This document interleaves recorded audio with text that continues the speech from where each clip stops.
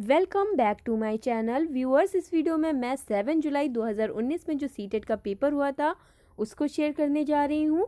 अगर आप सीटेट की प्रिपरेशन कर रहे हैं और आप सीटेट का एग्ज़ाम देने वाले हैं तो आप प्रीवियस ईयर के क्वेश्चन पेपर ज़रूर सॉल्व करें, उससे एग्ज़ाम में काफ़ी हेल्प मिलेगी। तो चलिए स्टार्ट करते हैं। Question number 1, gender. जेंडर क्या होता है? एक आर्थिक अवधारणा है या एक जैविक निर्धारक है या एक मनोवैज्ञानिक सत्ता है या फिर एक सामाजिक संरचना है? तो जो जेंडर होता है वो एक सामाजिक संरचना है, इसलिए इसका ऑप्शन 4 सही है।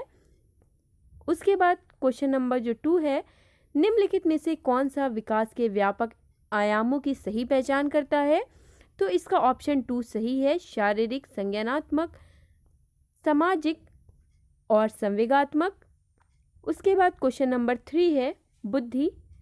बुद्धि के बारे में निम्नलिखित कथनों में से कौन सा सही है? पहला ऑप्शन, बुद्धि बहुआयामी है जिसमें बुद्धि परीक्षणों के द्वारा पूर्ण रूप से परिमेय न की जाने वाली कई योग्यताएं शामिल हैं, या फिर बुद्धि अभिसारी रूप से सोचने की योग्यता है, या फिर बुद्धि अनुभव के परिणाम के रूप में व्यवहार में एक अपेक्षाकृत स्थायी परिवर्तन है, या फिर ऑप्शन 4, बुद्धि एक आनुवांशिक विशेषक है जिसमें मानसिक गतिविधियों जैसे कि स्मरण एवं तर्क शामिल है।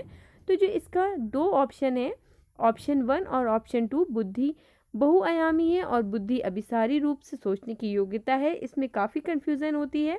लेकिन जो इसका ऑप्शन 1 है, बुद्धि बहुआयामी है जिसमें बुद्धि परीक्षणों के द्वारा पूर्ण रूप से परिमेय न की जाने वाली कई योग्यताएं शामिल हैं, इसलिए इसका ऑप्शन 1 सही है। अगला सवाल है, निम्नलिखित में से कौन सा प्राथमिक समाजीकरण माध्यम है? जब बच्चा जन्म लेता है तो सबसे पहले उसकी पाठशाला परिवार होता है, इसलिए जो ऑप्शन इसमें परिवार दिया है वो बिल्कुल सही है, ना कि मीडिया, विद्यालय और सरकार। ये सारी चीज़ें सेकेंडरी होती हैं, प्राइमरी इसकी हमेशा परिवार होता है, प्राइमरी। उसके बाद 5th क्वेश्चन है, जीन पियाजे के सिद्धांत का प्रमुख प्रस्ताव है कि बच्चों की सोच गुणात्मक रूप से वयस्कों से भिन्न होती है, या फिर बच्चों की सोच वयस्कों से निम्न होती है, या फिर बच्चों की सोच वयस्कों से बेहतर होती है, या फिर बच्चों की सोच मात्रात्मक रूप से वयस्कों से भिन्न होती है। ये तो बिल्कुल गलत है। बच्चों की सोच जो होती है वो मात्रात्मक रूप से वयस्कों से भिन्न नहीं होती है, बल्कि बराबर होती है। जितनी मात्रा में बड़े सोच पाते हैं उतनी ही मात्रा में बच्चे सोच पाते हैं, बस सोच में फ़र्क होता है। बच्चे अपने कार्टून्स वगैरह सोचते हैं, इसलिए इसका जो ऑप्शन 1 है वो सही है। बच्चों की सोच गुणात्मक रूप से वयस्कों से भिन्न होती है। बच्चे बच्चों की तरह सोचते हैं और बड़े बड़ों की तरह सोचते हैं, इसलिए इसका ऑप्शन जो 1 है बिल्कुल सही है। उसके बाद क्वेश्चन नंबर जो 6 है, निम्नलिखित में से कौन सी पूर्व संक्रियात्मक अवस्था बच्चे की विशेषता को बताती है? विचारों की अनुत्क्रमणीयता, या फिर वार्तुल प्रतिक्रिया, या फिर लक्ष्य निर्देशित व्यवहार, या फिर 4th, विलंबित अनुकरण। जो इसका ऑप्शन 1 है वो बिल्कुल सही है, विचारों की अनुत्क्रमणीयता। क्वेश्चन नंबर जो 7 है यहाँ पे वो है, बच्चों और उनके अधिगम के संबंध में निम्नलिखित कथनों में से कौन सा सही है? ऑप्शन 1 है, बच्चों को अधिगम हेतु प्रेरित करने के लिए उन्हें पुरस्कृत एवं दंडित करना होता है, या फिर ऑप्शन 2, सभी बच्चे सीखने के लिए स्वाभाविक रूप से प्रेरित होते हैं तथा सीखने में सक्षम हैं, या फिर ऑप्शन 3, बच्चों को सीखने के लिए अभिप्रेरणा तथा सीखने के लिए उनकी सक्षमता केवल आनुवांशिकता के द्वारा पूर्व निर्धारित है, या फिर बच्चों की सामाजिक आर्थिक पृष्ठभूमि उनकी प्रेरणा एवं अधिगम सक्षमता को निर्धारित व सीमित करती है। तो इसका जो सही जवाब है वो है ऑप्शन 2, सभी बच्चे सीखने के लिए स्वाभाविक रूप से प्रेरित और तथा सीखने में सक्षम है, इसलिए ऑप्शन 2 इसका सही है। अगला सवाल है, प्रगतिशील शिक्षा में बच्चों को किस प्रकार से देखा जाता है? खाली स्लेटों के रूप में, या फिर छोटे वयस्कों के रूप में? बिल्कुल भी नहीं, छोटे वयस्कों के रूप में बिल्कुल नहीं देखा जाता है। निष्क्रिय अनुकारकों के रूप में बिल्कुल नहीं, निष्क्रिय तो बिल्कुल नहीं होते हैं बच्चे, तो सक्रिय अन्वेषकों के रूप में। ये बिल्कुल सही ऑप्शन है इसका, ऑप्शन 4, सक्रिय अन्वेषकों के रूप में। बच्चे तो बहुत ही एक्टिव होते हैं, ना कि इनएक्टिव।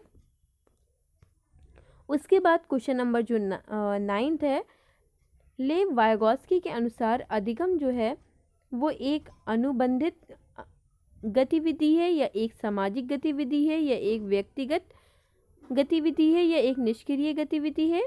तो इसका जो सही जवाब है वो है एक सामाजिक गतिविधि है। लेव वायगॉस्की के अनुसार अधिगम एक सामाजिक गतिविधि है।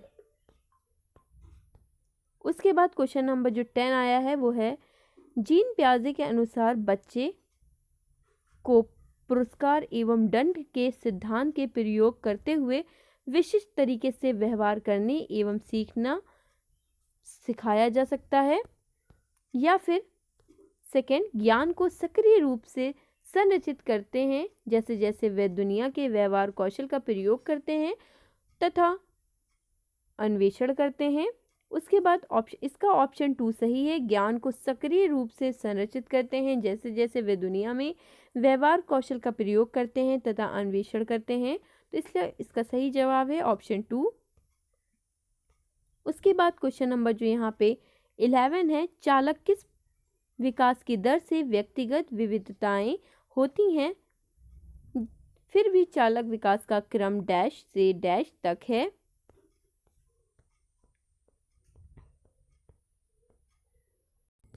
पहला ऑप्शन है सूक्ष्म चालक विकास या फिर स्थूल चालक विकास, या फिर ऑप्शन 2 शीर्षगामी और अधोगामी, या फिर ऑप्शन 3 अधोगामी और शीर्षगामी, या फिर ऑप्शन 4 स्थूल चालक विकास और सूक्ष्म चालक विकास।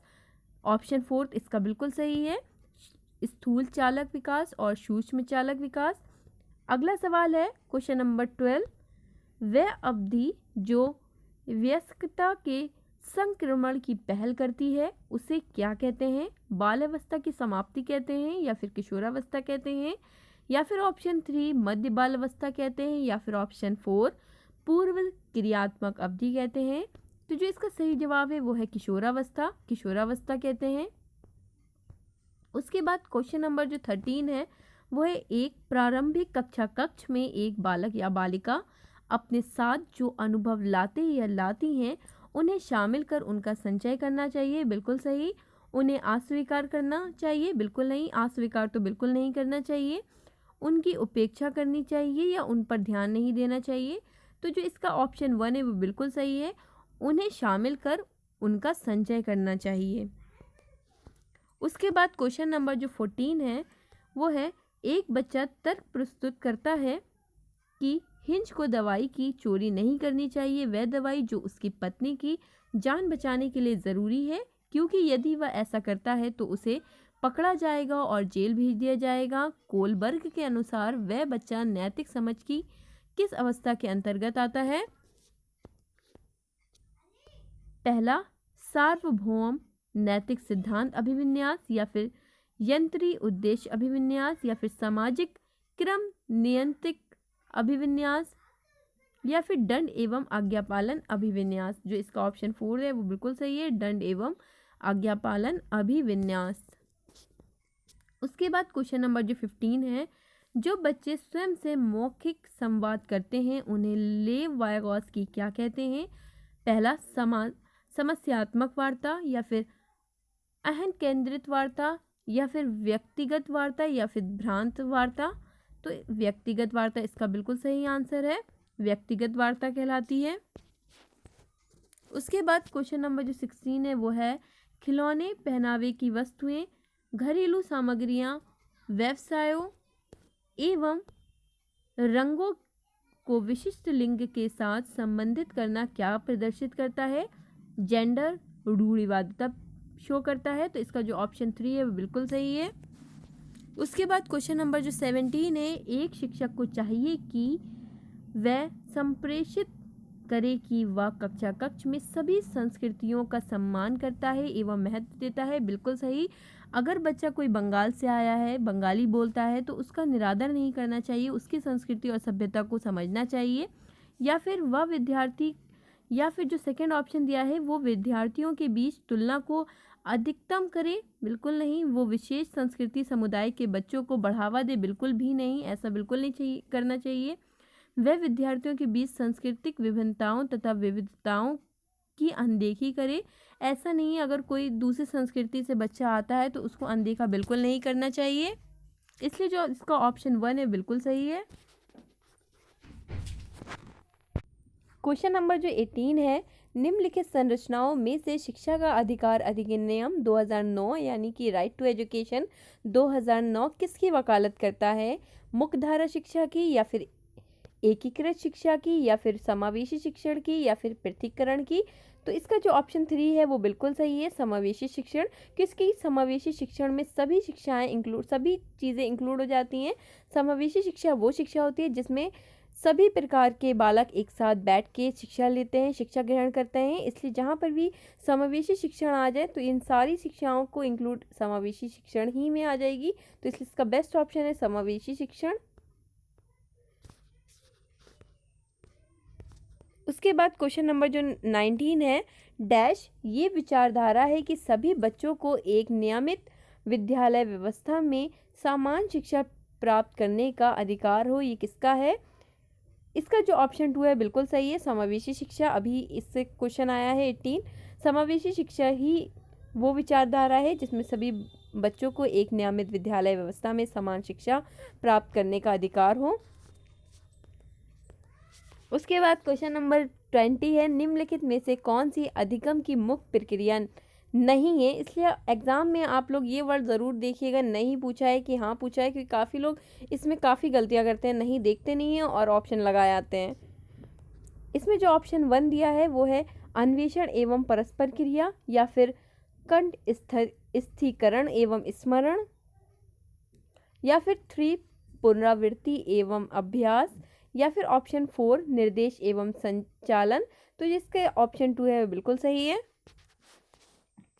उसके बाद एक यहाँ पे मैचिंग दी हुई है, निम्नलिखित में से कौन सा स्तंभ का के बच्चों को स्तंभ खा में उनकी प्रारंभिक विशेषताओं के सही मिलान को प्रस्तुत करता है?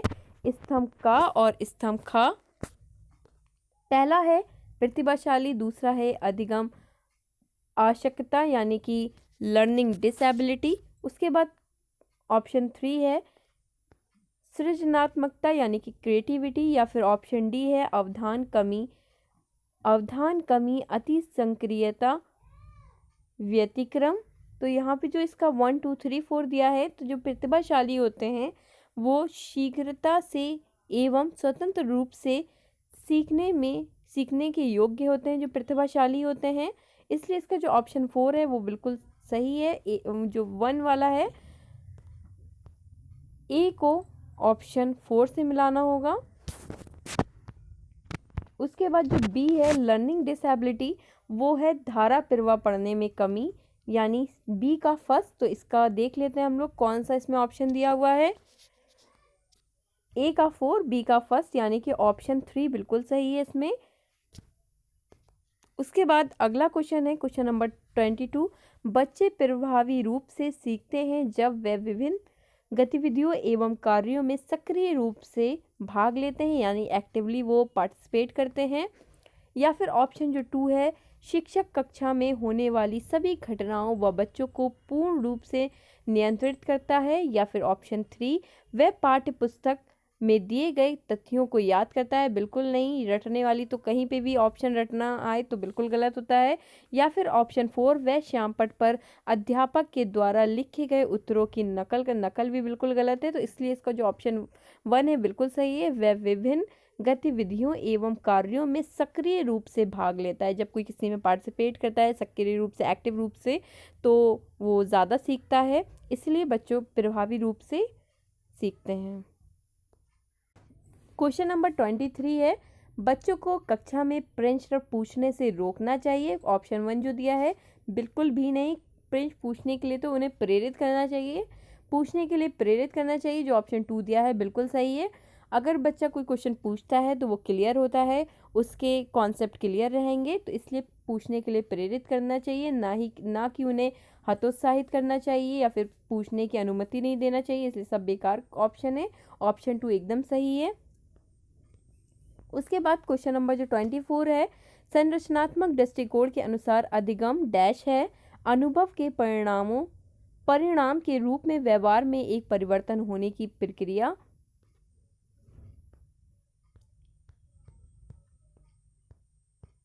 या फिर सेकंड ऑप्शन एक सक्रिय एवं सामाजिक प्रक्रिया है, या फिर थर्ड ऑप्शन एक निष्क्रिय एवं व्यक्तिपरक प्रक्रिया है, या फिर ऑप्शन जो 4 है एक जानकारी के अर्जन की प्रक्रिया है। तो जिसका सेकंड ऑप्शन है एक सक्रिय एवं सामाजिक प्रक्रिया है, ये राइट है। उसके बाद क्वेश्चन नंबर जो 25 है, जब शिक्षक को विद्यार्थियों एवं उनकी योग्यताओं के बारे में सकारात्मक विश्वास होता है तब विद्यार्थी किसी भी रूप में प्रभावित नहीं होते हैं, बिल्कुल नहीं। या फिर सेकंड, सीखने के लिए उत्सुक एवं प्रेरित रहते हैं, सही जवाब है ये। या फिर ऑप्शन 3, निश्चित हो जाते हैं तथा सीखने के लिए किसी भी तरह का प्रयास करना बंद कर देते हैं। या फिर ऑप्शन 4 है, उत्साह भंग हो जाता है तथा वे दबाव में आ जाते हैं। तो जो इसका सेकंड ऑप्शन है वो बिल्कुल सही है, सीखने के लिए उत्सुक एवं प्रेरित रहते हैं। उसके बाद क्वेश्चन नंबर जो 26 है, बच्चों की गलतियां शिक्षण अधिगम प्रक्रिया में महत्वहीन है, बिल्कुल भी नहीं, बच्चों की गलतियां महत्वहीन तो बिल्कुल नहीं होती हैं। उसके बाद सेकंड ऑप्शन है प्रदर्शित करती हैं कि बच्चे कितने लापरवाह हैं, ऐसा भी कुछ नहीं है। या फिर ऑप्शन 3 है कि बार बार अभ्यास करने के लिए कहकर तुरंत सुधार देनी चाहिए। या फिर ऑप्शन 4 है कि अधिगम प्रक्रिया का एक भाग है, ये बिल्कुल सही है, बच्चों की गलतियाँ अधिगम प्रक्रिया का एक भाग होती हैं तथा उनके विचारों को एक अंतर्दृष्टि देती हैं। तो इसलिए ऑप्शन जो 4 है वो बिल्कुल सही है। उसके बाद क्वेश्चन नंबर जो 27 है, मूल्यांकन यानी एवोल्यूशन को डैश वस्तुनिष्ठ प्रकार के लिखित कार्यों पर आधारित होना चाहिए, या फिर एक अलग गतिविधि के रूप में लेना चाहिए, या फिर शिक्षण अधिगम प्रक्रिया का एक भाग होना चाहिए, या फिर केवल नंबरों के संदर्भ में करना चाहिए। तो इसका जो ऑप्शन 3 है बिल्कुल सही है, मूल्यांकन को शिक्षण अधिगम प्रक्रिया का एक भाग होना चाहिए। उसके बाद क्वेश्चन नंबर जो 28 है वो है, नीचे लिखी हुई स्थिति किस सिद्धांत को प्रदर्शित करती है। जो विद्यार्थी अच्छा प्रदर्शन नहीं कर पाते हैं वह महसूस करते हैं कि वे पर्याप्त रूप से अच्छे नहीं हैं और हतोत्साहित महसूस करते हैं, तब उनमें बिना प्रयास के कार्य को आसानी से छोड़ देने की संभावना होती है। आनुवांशिकता एवं पर्यावरण संबंधित नहीं है। संज्ञान एवं संवेग परस्पर संबंध है, या फिर संज्ञान एवं संवेग संबंधित नहीं है, या फिर आनुवांशिकता एवं पर्यावरण अलग नहीं है। तो जिसका सेकंड ऑप्शन है बिल्कुल सही है, संज्ञान एवं संवेग परस्पर संबंधित है, संज्ञान और संवेग संबंधित। क्वेश्चन नंबर 29 है, एक शिक्षक बच्चों को प्रभावी रूप से समस्या का समाधान करने में सक्षम बनाने के लिए किस तरह प्रोत्साहित कर सकता है। ऑप्शन 1, बच्चों को समस्या के बारे में सहजनाभूत अनुभव लगाने एवं बहुविकल्पों को देखने के लिए प्रोत्साहित करके, या फिर पाठ्य पुस्तक के सभी प्रश्नों के व्यवस्थित तरीके से समाधान लिखकर, या फिर क्वेश्चन ऑप्शन 3, पाठ्य पुस्तक से एक ही प्रकार के प्रश्नों के उत्तर के अभ्यास के लिए उन्हें पर्याप्त मात्रा में अवसर प्रदान करके, या फिर ऑप्शन 4, पाठ्य पुस्तक में दी गई सूचनाओं के। इसका ऑप्शन 1 बिल्कुल सही है, बच्चों को समस्या के बारे में सहजनाभूत अनुभव लगाने एवं बहुविकल्पों को देखने के लिए प्रोत्साहित करके। उसके बाद जो लास्ट क्वेश्चन है, क्वेश्चन नंबर 13, बाल विकास पोर्शन से, वह विधियां जिनके प्रयोग में विद्यार्थियों की 100 पहल व प्रयास शामिल हैं, निम्न में से किसका उदाहरण है। तो ये अधिगमकर्ता केंद्रित विधि का उदाहरण है, इसलिए ऑप्शन 4 इसका सही है। अगर ये वीडियो आपको अच्छी लगे तो प्लीज़ इसे लाइक करें, मेरे चैनल को सब्सक्राइब करें और शेयर करना ना भूलें।